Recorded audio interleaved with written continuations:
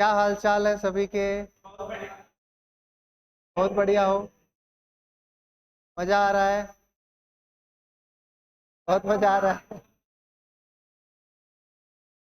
क्या? बड़ा मजा। पढ़ाई कैसी चल रही है?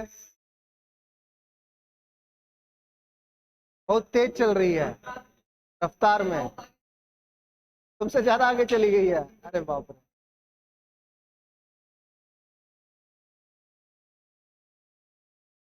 ठीक है। मॉक टेस्ट कितने बच्चे दे रहे हैं मॉक टेस्ट? ठीक है। जिन बच्चों के मेरी आपको ये सजेशन है, जिनके 100 से ऊपर नंबर आ रहे हैं वो जरूर मॉक टेस्ट दें। ठीक है।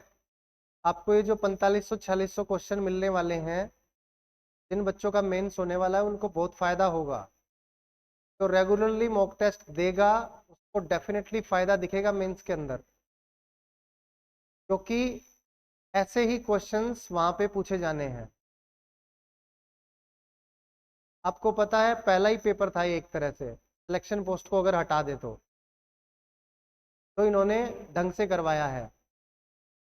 और ऐसा ही पेपर की आप उम्मीद रखना कि मेंस के अंदर आएगा। लेवल थोड़ा बहुत ऊपर नीचे होगा, हालांकि क्वेश्चन तो ये सबको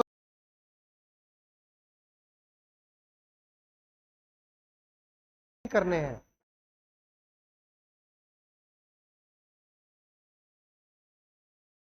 दे रहे हो या कोई स्टेट का एग्जाम दे रहे हो, तो स्टेट वाले भी इन्हीं क्वेश्चंस को उठा उठा के डालते हैं।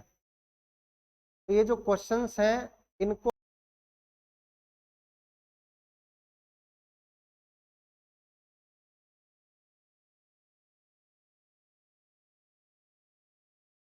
बच्चे जरूर करें भाई। एटलीस्ट 2 सब्जेक्ट के तो जरूर करें। कौन कौन से हैं 2 सब्जेक्ट? Math English. बट मुझे लगता है कहीं ना कहीं इंग्लिश और जीएस भी है, क्योंकि जीएस थोड़ा सा लेवल अप करके पूछा गया है। क्वेश्चन खाली ये नहीं पूछा है कि भाई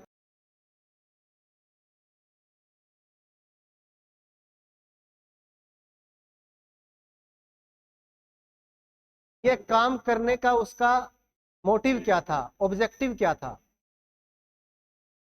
तो ये जो छोटी छोटी चीजें हैं ना, ये आपको नोट करनी है कि एक्चुअल में वो एग्जाम में पूछ क्या रहा है, एग्जामिनर का माइंडसेट क्या है। और वो नहीं होता हीरो जो है वो विलेन से 2 कदम आगे की सोच के ही चलता है, तो आप हीरो हैं। अब विलेन से 2 कदम आगे सोच के चलना पड़ेगा आपको। ऐसा ऐसा क्वेश्चन आ रहा है, ये चीजें पूछ सकता है। जैसे कि फॉर एग्जाम्पल कि जैसे मैंने मेंस वाले क्लास में भी एग्जांपल दिया था। एक टाइम था यहाँ पे आसपास एक फसल होती है, गवार की फसल। तो गवार के बीन्स होते हैं, छोटे छोटे बीन्स होते हैं, गवार फली की सब्जी भी बनती है। हरियाणा राजस्थान को पता होगा, खासकर या जो नॉर्थ इंडिया, जो यूपी दिल्ली टच है। तो क्या हुआ था 10 12 साल पहले, या शायद हो सकता है और ज्यादा, 12 13 साल पहले की बात होगी। गवार लगभग 800 से 1000 रुपए क्विंटल था। उसका रेट 6 7 हजार रुपए क्विंटल गया, और फिर 10 दिनों में ही वो 10 हजार हो गया, और अगले 1 महीने के अंदर वो रेट 35 हजार रुपए पहुंच गया। 35,000 रुपीज पर क्विंटल।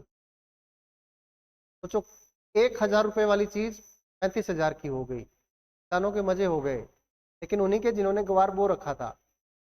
कि पैरेलल में शायद सरसों और गेहूं की खेती होती है, या कॉटन की होती है, जो भी होती है। तो वो पैरेलली जिसने वो खेती की थी वो बेचारा नुकसान में था, उसको लग रहा था नुकसान हो गया है। अब क्या हुआ, सभी लोग मजे ले रहे हैं। कोई ट्रैक्टर निकलवा रहा है, कोई स्कॉर्पियो निकलवा रहा है, और पीछे लिख रहा है ये ग्वार की मेहरबानी है। क्योंकि यार तुम खुद सोचो, जो चीज 50 हजार की बिकने वाली थी, वो चलो एटलीस्ट 20 गुना ही ले ले, 35 गुना नहीं लेते, 20 गुना ले ले तो भी 10 लाख की बिकी है। जिसने 35 हजार के रेट में बेच दिया है वो 17 18 क्या कहते हैं, 17-18 लाख की बेच गया 50,000 वाली चीज, तो इतना ज्यादा फायदा हो गया लोगों को।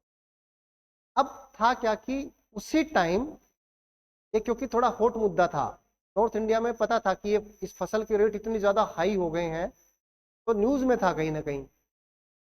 अब यूपीएससी ने सवाल पूछा उसी टाइम कि गवार फली या ग्वार बीन्स जो है, उनका एक साइंटिफिक नाम भी था वो भी दिया, और ब्रैकेट में लिखा कि गवार फली गवार बीन्स है, ये रिसेंट में बहुत पॉपुलर फसल है, और इसके जो प्राइस हैं वो एकदम से बहुत ज्यादा हाई हुए हैं। क्या कारण है? अब कारण तो कोई देख नहीं रहा है, अब सबको पता है कि हाई हुए हैं, ये प्राइस हो सकता है, थोड़ी बहुत नॉलेज रखता हूँ, प्राइस हाई हुए हैं, किस फसल के हुए हैं? गवार के हुए हैं। बट क्यों हुए हैं ये कोई सोचता नहीं है, तो यूपीएससी ने यही सवाल पूछ लिया। अब उससे क्या है, अमेरिकन कुछ कंपनीज थी वो माइनिंग कर रही थी, और उन पर्टिकुलर रॉक्स में जब माइनिंग होती है तो एक शेल गैस का प्रयोग होता था। शेल गैस SHALE करके है, एग्जैक्ट तो पूरा मैं भूल गया, बट एक रफ आइडिया है मुझे। तो शेल गैस का प्रयोग होता था, वो गैस ग्वार बीन से बनती थी। कैसे बनती थी, क्यों बनती थी, ये मुझे नहीं पता है इतना, बट एक छोटा सा रफ आइडिया है मुझे, 12 साल पुरानी बात है। उस टाइम पे मैं मुखर्जी नगर गया गया ही था। तो आप सोचो कि नॉर्मली बंदा जो है वो इस बारे में कोई डिस्कशन नहीं करेगा, वो खाली कहेगा इसका रेट इतना बढ़िया हो गया है, मजा आ गया है, लोगों के बल्ले बल्ले हो गई है, किसान मजे कर रहे हैं, ये कर रहे हैं, वो कर रहे हैं, काश हमारे भी खेत होते, हमने भी गवार बोया होता, ये डिस्कशन कर रहे हैं। वहीं पे जो बच्चा थोड़ा सा क्यूरियस होगा, तो लाइफ में कुछ करना चाहता होगा, जिसका एग्जाम सर पे लगा है, वो इन चीजों को सोचेगा कि यार ऐसा हुआ तो क्यों हुआ, उस क्यों के पीछे आपको भागना पड़ेगा। आज एसएससी ये डिमांड कर रही है। मैंने वो जस्ट एक एग्जांपल दिया है आपको, ऐसे बहुत सारे घटनाएं आसपास होती हैं, और आपको पता होता है कि ये घटना किसने की का क्या कारण है, बट बेसिकली आपको डीप में जाना पड़ेगा। उसमें भी यूपीएससी ने क्या पूछा, 4 स्टेटमेंट दे दी, 4 स्टेटमेंट्स में 2-3 स्टेटमेंट सही भी थी। तो जिसने पर्टिकुलरली डीप में उसकी पढ़ाई की होगी ना, वही बच्चा वहां पे वो क्वेश्चन करके आया होगा। ऊपर ऊपर से भी पढ़ा होगा, जिसको सिर्फ ये पता होगा कि शेल गैस का ये होता है, हो सकता है उसने एक ऑप्शन देख के उसी को मार दिया, ओनली वन इज करेक्ट, पता लगे ओनली 1 and 3 करेक्ट था। तो खाली अब इस इंफॉर्मेशन से काम नहीं चलेगा। पानीपत की लड़ाई कब लड़ी गई थी, बक्सर का युद्ध कब हुआ था, क्यों हुआ था, ये भी नहीं किसके बीच हुआ था, क्यों हुआ था, उसके पीछे का कारण क्या था। आपको स्टेटमेंट दे देगा बक्सर का युद्ध तब हुआ था, बट आपसे पूछेगा कि वो क्यों हुआ, उसका कारण क्या था, ये भी बता देगा किस किस के बीच हुआ। आप रट्टे मार रहे हैं सुबह से शाम तक, बक्सर का युद्ध 1764 में हुआ था, ये हुआ था, वो हुआ था, आपको इन्फॉर्मेशन एग्जाम में दे देगा, आप कहोगे ये तो मैं रट के आया था, ये तो मुझे पता ही थी, काश यही पूछ लेता तो मैं मार देता। आपसे वो पूछिएगा ही नहीं। अब पैटर्न चेंज हो रहा है, तो आपको भी अपने आप को चेंज करना पड़ेगा टाइम के अकॉर्डिंग, और जो इंसान टाइम के अकॉर्डिंग चेंज नहीं होता है वो पीछे रह जाता है। कंपटीशन बढ़ रहा है, बट ये नहीं है कि आप उस कंपटीशन को क्लियर नहीं कर सकते। हालांकि कट ऑफ थोड़ी डाउन जाएगी, 100% सच बात है, इतनी पिछली बार गई थी उससे कम जाएगी, 100%। अगर नॉर्मलाइजेशन बहुत ऊपर नीचे नहीं हुआ तो पक्का कट ऑफ डाउन जाएगी। यूपीएससी के 50% पे टॉपर निकल जाता है। आने वाले टाइम में अगर एसएससी ने थोड़ा लेवल अप किया तो ऐसा ही हुआ करेगा, 50-60% मार्क्स लेके आओ, टॉपर बन जाओगे। इस बार भी देख लेना तुम, 150-60 से ऊपर जो मार्क्स रहेंगे बहुत चुनिंदा बच्चों के रहेंगे, तो 60 से ऊपर शायद हो सकता है। अगर रो मार्क्स के अकॉर्डिंग नॉर्मलाइजेशन हुई जैसे एवरेज शिफ्ट के अकॉर्डिंग, तो मुश्किल से 500-1000 बच्चा मिलेगा। तो वहीं पे पिछले सीजीएल को उठा के देखोगे, 160 से ऊपर आपको 50,000 लाख बच्चे मिलेंगे। तो अभी ऐसा नहीं होने वाला है। तो ये मत सोचना, ये कंपेयर कभी मत करना कि पिछली बार इतने मार्क्स आए, अब मेरे पास एक बच्चा है सर पिछली बार 160 आए थे, अभी 106 आए हैं। मैं बता रहा हूँ, वही वाली चीजें बता रहा हूँ। अब क्या है आपको, जैसे मैथ हो गया, रीजनिंग हो गया। मैथ रीजनिंग में तो आपको बिल्कुल कंसेप्चुअल चीजें हैं। मैथ में आपको कोई टॉपिक कराया, सपोज करो ज्योमेट्री, ज्योमेट्री की मैंने आपको फॉर्मूले बताए, थ्योरम्स बताई, मैंने बताया मीडियन क्या है, एंगल बाइसेक्टर क्या है, परपेंडिकुलर बाइसेक्टर क्या है, ऑर्थो सेंटर क्या है, सरकम सेंटर क्या है, फिर कौन सा एंगल किसके बराबर है, क्या प्रॉपर्टी लगती है। अब आपके सामने सवाल आपके सामने होगा, अगर आपकी सारी प्रॉपर्टीज होगी आपके दिमाग में, सारी थ्योरम्स आपके दिमाग में होगी, क्वेश्चंस की प्रैक्टिस की होगी, तो आप वो सवाल एग्जाम में बना दोगे। क्वेश्चन रिपीट नहीं होंगे, क्वेश्चन नया आएगा, नए डेटा के साथ आएगा।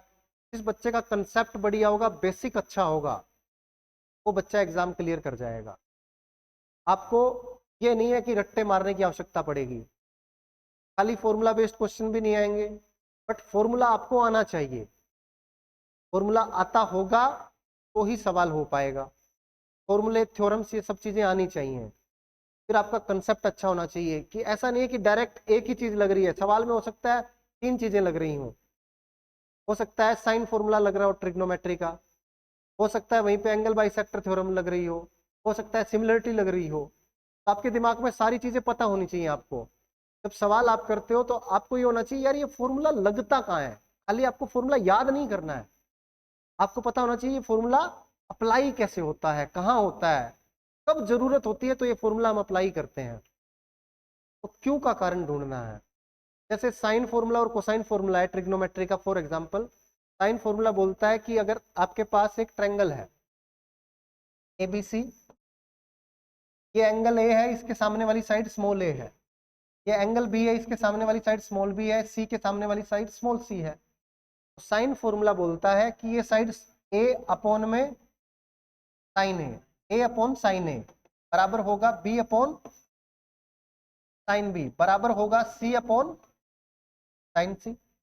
या उल्टा कर सकते हो, sine A upon A sine B upon B sine C upon सी।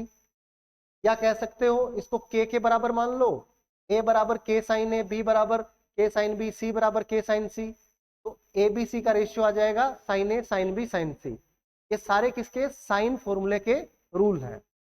अब देखो इसी में अगर कोसाइन फॉर्मूला हो, कोसाइन फॉर्मूला में कोस यूज होगा, साइन फॉर्मूला में साइन यूज होगा। कोसाइन फॉर्मूला क्या बोलता है, कोस ए बराबर बी स्क्वायर प्लस सी स्क्वायर माइनस ए स्क्वायर अपॉन में 2bc। ये जो bc है यही आएगा। बात क्लियर है। इसी तरह कोस भी निकाल सकते हो, इसी तरह कोस सी निकाल सकते हो। अब आपको टीचर ने फॉर्मूला रटवा दिया, आपने फॉर्मूला रट भी लिया, आपके सामने सवाल आया। अब सवाल में आप देखते ही ब्लैंक हो गए, मैं क्या करूं, आपको पता ही नहीं है करना क्या है। वहीं पे जब आपने फॉर्मूला देखा, फॉर्मूला याद किया, तो आपने देखा कि यार इसमें एक तो एंगल है और 3 क्या है, साइड्स है, 4 चीजें हैं। 4 में से कोई 3 चीज आपके पास है, तो चौथी चीज आप निकाल सकते। तो आपको अगर तीनों साइड दे दी तो आप तीनों एंगल निकाल सकते। क्या को से निकाल लोगे, को से आ गया, आपको ट्रिग्नोमेट्रिक टेबल याद है, आप ए की वैल्यू निकाल देंगे। इसी तरह कोस भी कोस से निकाल सकते हो। तो यानी आपके दिमाग में इस तरह से कंसेप्ट होना चाहिए कि तीनों साइड अगर पता है तो तीनों एंगल आप निकाल सकते। इस प्रकार से जब फॉर्मूले याद करोगे तो आपको सवाल पेपर में बनेगा ही बनेगा। आपका सवाल आपके मॉक टेस्ट में आएगा, आप प्रैक्टिस कर रहे होंगे तो आपका दिमाग ब्लैंक नहीं होगा, आपका दिमाग सोचेगा यार ऐसे ऐसे इस सवाल को किया जा सकता है। इस फॉर्मूले पे आता हूं, इसमें 3 चीजें हैं, मैं इन दोनों को ले लूं अगर, तो आपको पता है A sine A B sine B, again 4 चीजें आ गई। 2 साइड है, 2 एंगल है। अगर 2 साइड पता है, उनके अपोजिट एंगल्स में से एक एंगल पता है तो दूसरा एंगल निकाल सकते हैं। 2 एंगल पता है, उनके अपोजिट की एक साइड पता है, अपोजिट की दूसरी साइड निकालनी है, भी निकाली जा सकती है। तो आपको खाली फॉर्मूला याद नहीं करना है। कुछ बच्चों को फॉर्मूले याद होते हैं, बट जैसे ही एग्जाम में आया, इसका सवाल आ गया, आपको दे दिया, ए दे दिया, बी दे दिया, साइन बी दे दिया, आपसे साइन ए पूछ रहा है, आपका दिमाग ब्लैंक है, आपको याद ही नहीं आएगा कि इसमें साइन फॉर्मूला लगाना है। साइन फॉर्मूला आपको आता है, बट आपको ये नहीं पता चल रहा कि इसमें ये फॉर्मूला लगाना है। होता है ऐसा, इसलिए होता है कि जब आप याद कर रहे होते हैं ना, तो आप इन चीजों की प्रैक्टिस ही नहीं कर रहे होते कि ये फॉर्मूला लगाना कब। सबसे इंपॉर्टेंट चीज ये है कि क्यों का कारण ढूंढो, कैसे का कारण ढूंढो, कहाँ का कारण ढूंढो, हर चीज में ढूंढना है। सेम चीज आपको इंग्लिश में भी करनी है। इंग्लिश के फॉर्मूले जब आप देख रहे हैं, तो मतलब रूल्स देख रहे हैं, रूल्स में क्लैरिटी लेके आओ, टेंस में क्लैरिटी लेके आओ। वॉइस नरेशन में तो नंबर कटना ही नहीं चाहिए, मेरे आज तक नहीं कटे। कि वॉइस नरेशन तो बहुत ही बेसिक है, बहुत ज्यादा बेसिक है। तो टेंस, वॉइस टेंस पे कमांड होनी चाहिए, सबसे पहला काम है। टेंस पे अगर कमांड नहीं होगी तो आपका वॉइस नरेशन नहीं बनेगा।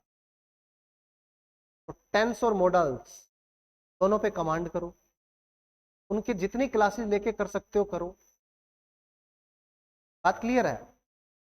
जितनी ज्यादा रिवीजन करोगे उतनी बार करो, तभी चीजें याद रहेंगी। मेरे पास कई बच्चे आए हैं, मेंटरशिप की है मैंने। बच्चा कह रहा है सर मैंने वोकैब याद की, मेरे को याद ही नहीं हुई।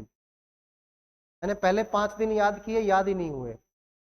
200 वोकैब याद की, उस टाइम लगा हो गया है, बट आप जब पूछ रहे हो मैं सुना नहीं पा रहा हूं, मुझे याद ही नहीं हो रही है। मैंने कहा फिर से कर। फिर हफ्ते बाद आया, थोड़ी थोड़ी याद मिली, फिर मैंने फिर वही दे दिया काम। मैंने कहा 1 से 5 कर, जब तक नहीं करेगा आगे बढ़ने का फायदा नहीं है। लग गया, जुट गया, दिन रात एक कर दी, आज मैंने सुनिए सुनाया है। जब आप ऐसे करोगे कि दोबारा से उठा रहे हो आपने पहले 3 दिन याद कर लिए, आपको चौथा दिन स्टार्ट करना है, पहले पहले 3 दिन आप रिवाइज करो, यार क्या ये तीनों मेरे को अभी भी याद है। एक बार नहीं होगा, 2 बार नहीं होगा, 5 बार नहीं होगा, 10 बार नहीं होगा, 11वीं बार होगा, 15वीं बार होगा। आप ये सोचो कि मुझे करना ही करना है और ऑप्शन ही नहीं है। मेरे पास बच्चा आगे बोलता है सर मैं एलिमिनेट कर दूंगा, मुझे ऑप्शन दे दो। नहीं चाहिए मुझे एलिमिनेशन। अगर ये आप एलिमिनेशन करोगे तो एग्जाम से आपका एलिमिनेशन हो जाएगा। आपको कंठस्थ याद होना चाहिए भाई। लिख लिख के याद करो, डिस्कस कर करके याद करो, एक दूसरे से पूछ पूछ के याद करो, करना ही पड़ेगा। अगर याद नहीं करोगे आपको समस्या आएगी। बट एक बात और है भाई, अगर इस प्रकार याद कर लिया ना, 4 साल बाद भी पूछूंगा तो सेम तरीके से आंसर बता दोगे।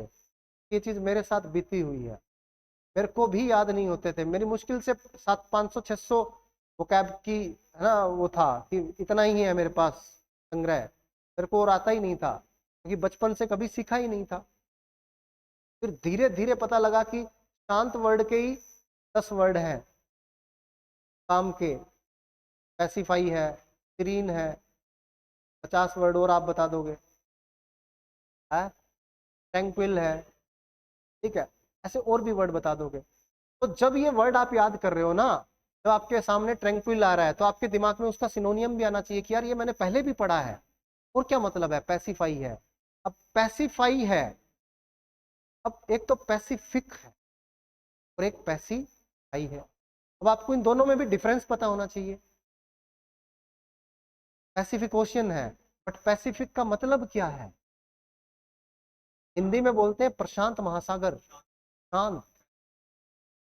पैसिफाई शांत करना हो गया, पैसिफाई वर्ब हो गया, और पैसिफिक नाउन हो गया। क्या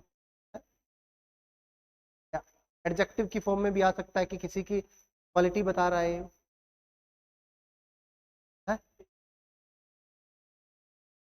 पैसिफिकेशन एक प्रोसेस बन सकता है, बट किसी को शांत करने की प्रोसेस को हम बोल सकते हैं पैसिफिकेशन। ठीक है, तो कुल मिला के बात यह है, आपको उस वर्ड के आसपास की सारी नॉलेज होनी चाहिए। आपको जहां भी वो वर्ड दिखे उसके सिनोनियम तुरंत भर भर भर के लिख दो वहां पे।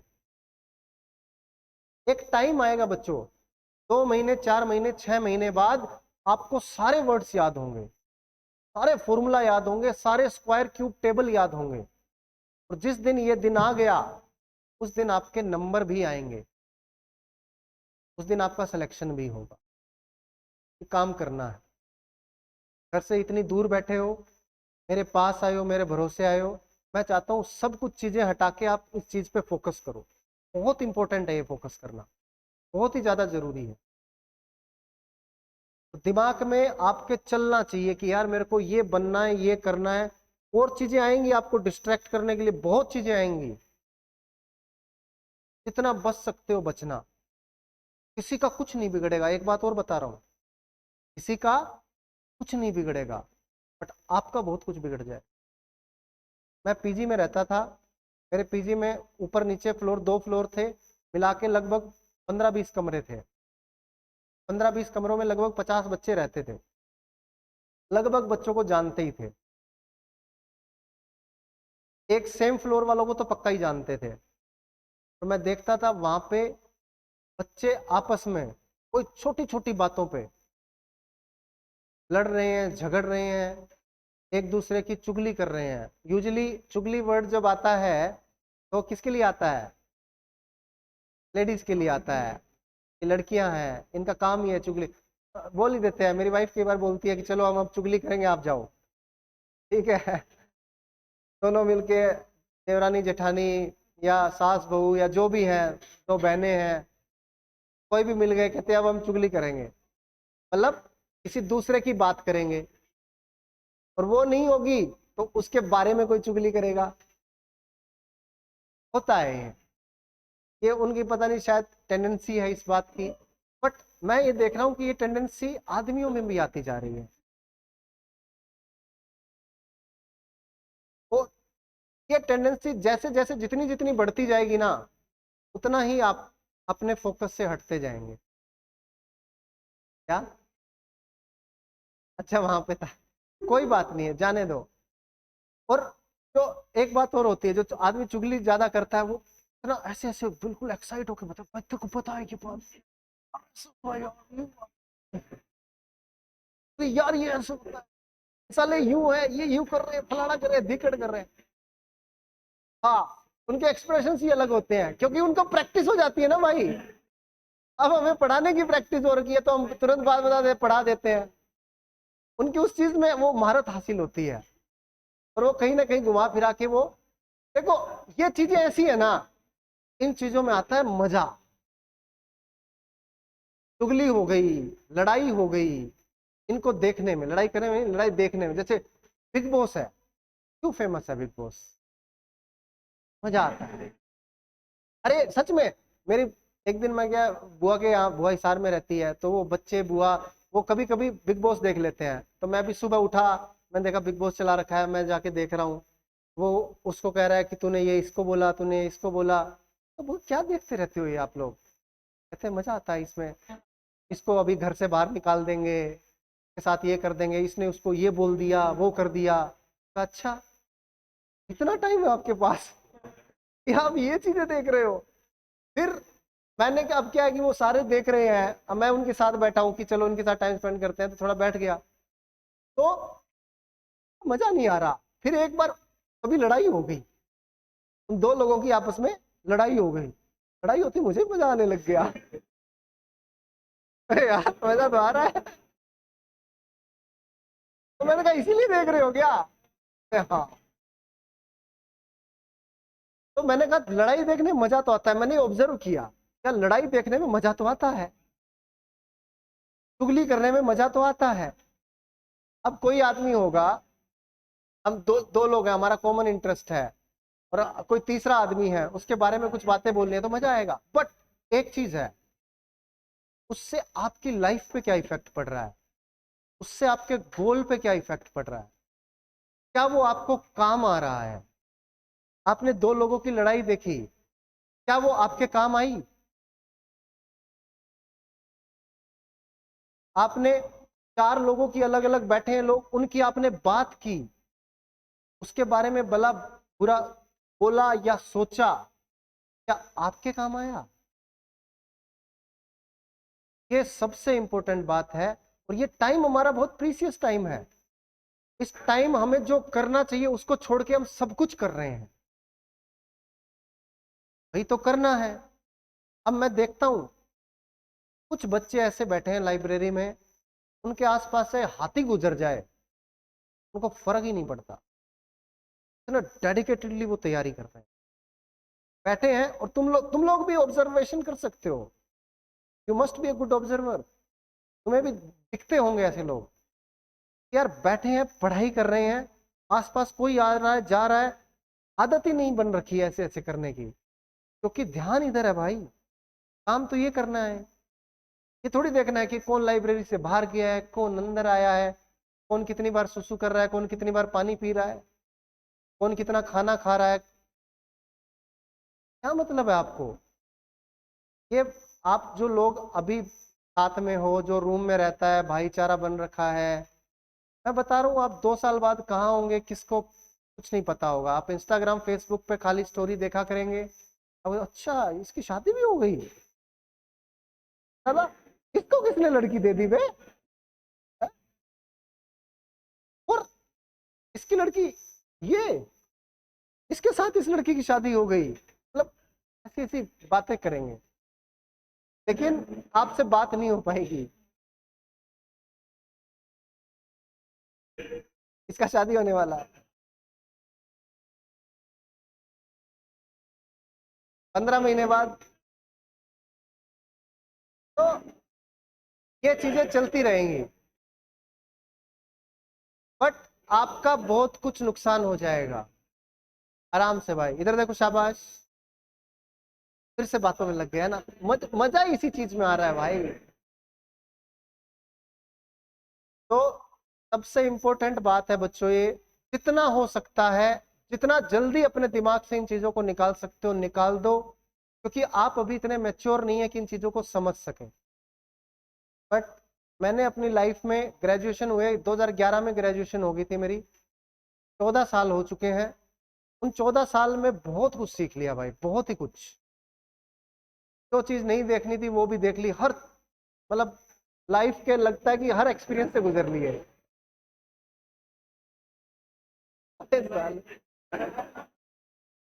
रहा है ऐसी क्या चीज देख ली, नहीं भाई। अब दिक्कत यही है ना तुम्हारी, तुम्हारा दिमाग जो है वो एक ही जगह जा रहा है, बाकी कहीं दिमाग जा ही नहीं रहा है, उसी को फोकस करना है। हाँ, वो चिड़िया की आंख तुम्हें नजर आनी चाहिए, सटीक नजर आनी चाहिए, उस पर निशाना भी बिल्कुल बराबर लगना चाहिए। ठीक है, इस बच्चे को ये है ना, देखो कुछ बच्चे ऐसे हैं जो मेरे पास आ रहे हैं, सर ये आपका शेड्यूल रहा 11:30-12 घंटे का, फिर भी मेरे को इस चीज के लिए टाइम नहीं मिल पा रहा है, मैंने सारा टाइम डिस्ट्रीब्यूट कर दिया है, मैं पढ़ाई कर रहा हूँ, अब मेरे को बताओ मैं कैसे क्या मैनेज करके इस टाइम टेबल में इस चीज को भी ले आऊं कि मेरी पढ़ाई अच्छे से हो। वो है डेडिकेशन, वो है मेहनत, उस मेहनत का रंग आएगा, एक दिन वो मेहनत रंग लाएगी, और आप देख लेना, आज नहीं तो कल, कल नहीं तो परसों वो बच्चा पक्का सेलेक्ट होगा, कि वो जिस हिसाब से मेहनत कर रहा है, कि मेहनत में वो चीज दिखाई देगी। आपके अंदर लगन होनी चाहिए, पैशन होनी चाहिए, एक आग होनी चाहिए। जब तक वो चीज नहीं आएगी तब तक ये सोच लो सिलेक्शन नहीं होगा। इस चीज को पक्का दिमाग में घुसा लो कि अगर आपके अंदर कुछ करने की लगन नहीं है, कुछ करने का जुनून नहीं है, आपके अंदर आग नहीं है, मुझे ये चीज चाहिए, ये करना है, बाकी सब चीजें हटा दूंगा, बस मुझे ये चीज चाहिए, ये अगर आग जिस दिन आ गई है, फिर सारी चीजें सेकेंडरी हो जाएंगी। आपके फोकस के लिए आप ईमानदार रहोगे, मेहनत करोगे, दिन रात लगे रहोगे,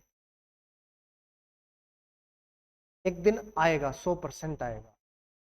आप लोग इंटरव्यू उठा उठा के आज तो देख रहे हो, यूट्यूब पे इतने हजारों सक्सेसफुल लोगों के इंटरव्यू पढ़े हैं, वो कह रहे थे एक टाइम ऐसा था कि साला ऐसा लग रहा था जिंदगी खत्म कर ले, क्या ही फायदा है जिंदगी का, फिर भी वो लगे रहे, कंसिस्टेंट रहे, उन्होंने मेहनत की, उस मेहनत के दम पे वो एक दिन सक्सेसफुल बने। दशरथ मान जी कहता था, जब तक तोड़ेंगे नहीं तोड़ेंगे। उस आदमी ने पहाड़ तोड़ दिया यार, अगर किसी ने वो मूवी नहीं देखी ना, देखनी चाहिए। मैं जब तैयारी कर रहा था ना, एक दिन दिखा दूंगा, कोई दिक्कत नहीं है। मेरी बात सुनो, आज कह रहे हैं, मैं जब तैयारी करने ही लगा था। हालांकि ये मूवी शायद आई थी 13-14 में आई होगी, पता नहीं कब। मैंने जब 15 में तैयारी स्टार्ट की थी ना, तीनों बोल नहीं पाई, तो जब 15 में तैयारी स्टार्ट की सितंबर में, शायद मैंने सितंबर या अक्टूबर में ही ये मूवी देखी थी। पीजी में नया नया गया ही था, तो मैं एक दिन मैंने कहा यार थोड़ा कुछ देखेंगे मूवी वगैरह। तो उस दिन मेरे को किसी ने बताया कि ये मूवी देखी है। मैंने कहा नहीं। मैं मांझी मूवी देखी भाई, लास्ट में मैं रोया हूँ। मूवी खत्म हो गई है, मैं रो ही रहा हूँ।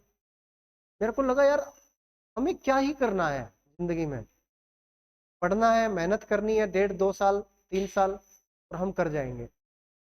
इस आदमी ने अपने जीवन के 15-20 साल 28 साल कितने दिए भगवान जाने, इतने साल तक ये लगा रहा। बारिश आई, आंधी आया, तूफान आया, बिच्छू ने काटा, सांप ने काटा, पानी नहीं है पीने को, खाना नहीं है खाने को।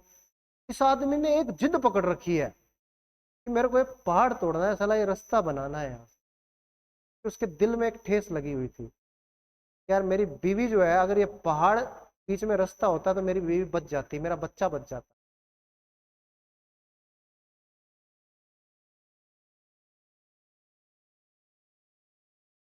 हर चीज में इनको यही चीज चाहिए, मजे लेने हैं। तो भाई मेरे को ऐसा लगा सच में, यार मेरे को तो बहुत छोटा सा काम करना है। जब इस आदमी ने ठान लिया इसके साथ कोई, और ये बहुत बड़ी चीज है भाई, इसने ठान लिया मुझे पहाड़ तोड़ना है। मैं कह रहा हूं तुम में से कोई ये चीज ठान के दिखा दो, कोई एक पहाड़ छोड़ो, एक दीवार पहाड़ की तोड़ के दिखा दो।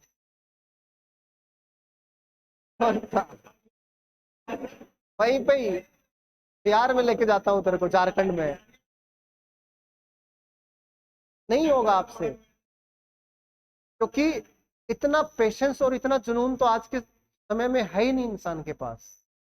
उस उस जुनून का, उस पेशेंस का 1% भी आपके अंदर आ गया ना, आप काम कर जाएंगे। बट आप दो तो सही, आप जेन्युइनली दो भाई। 1 साल दो, बट जेन्युइनली दो। बता रहा हूं, आपकी प्री जॉब लाइफ और पोस्ट जॉब लाइफ में दिन रात का अंतर होगा, दिन रात का।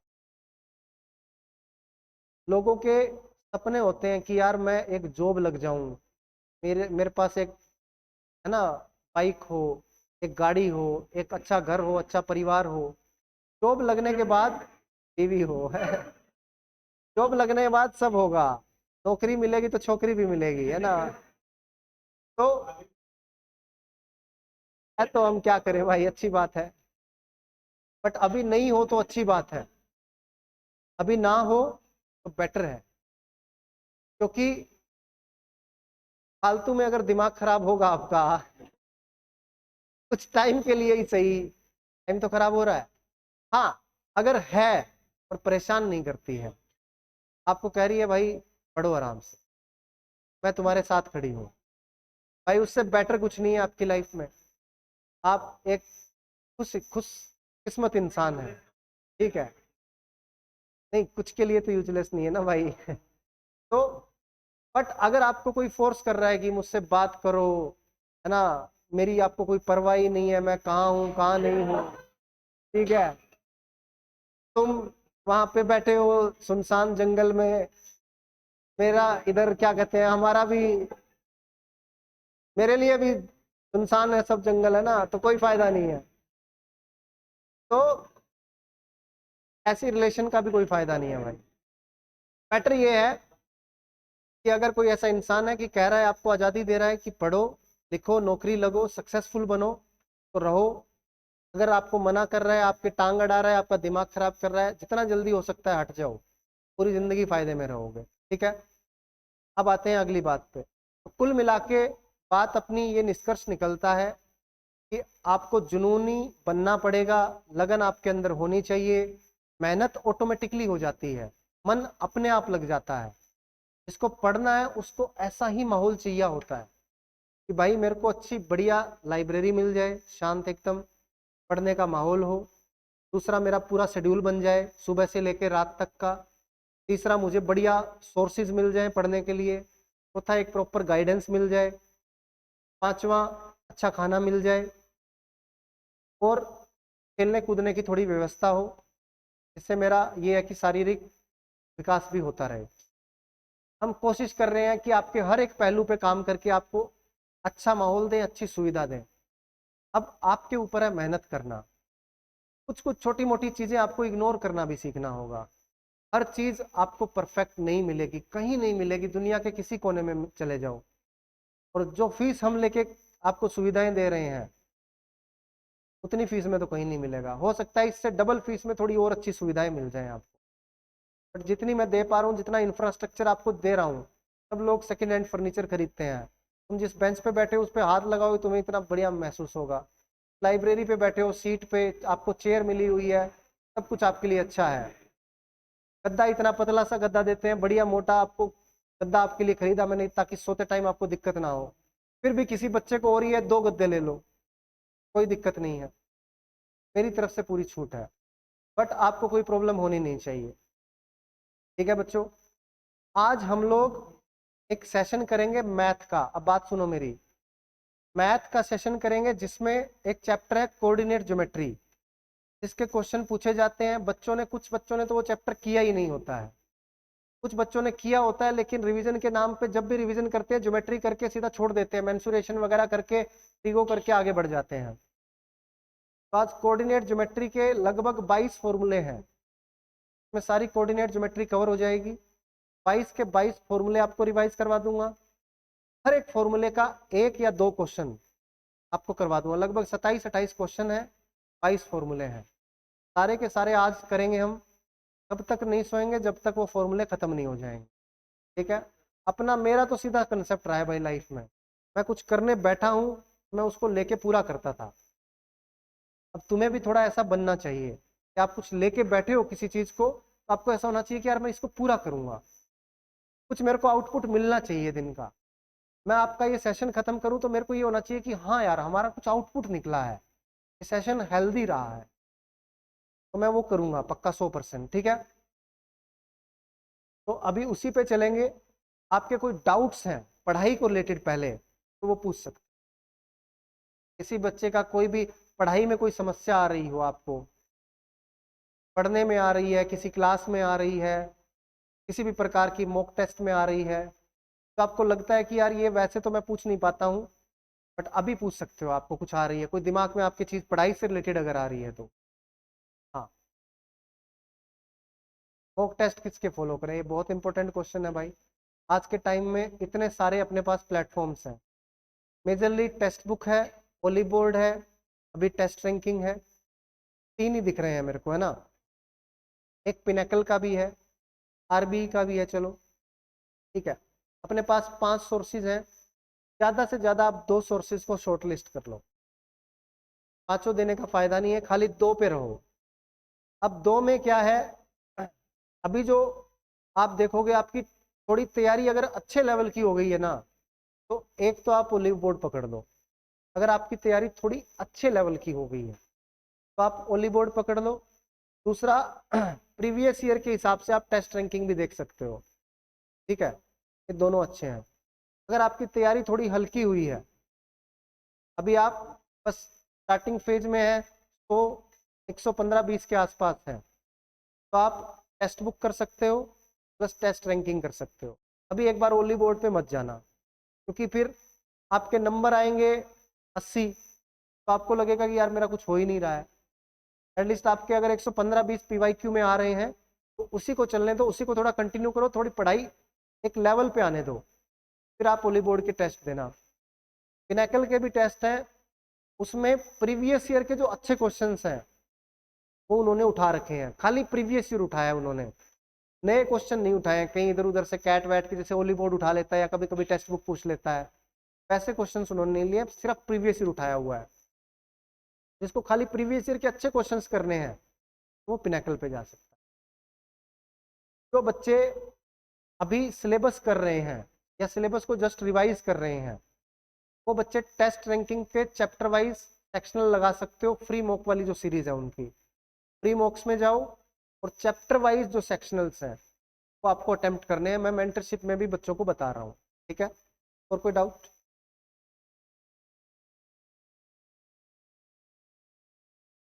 नहीं?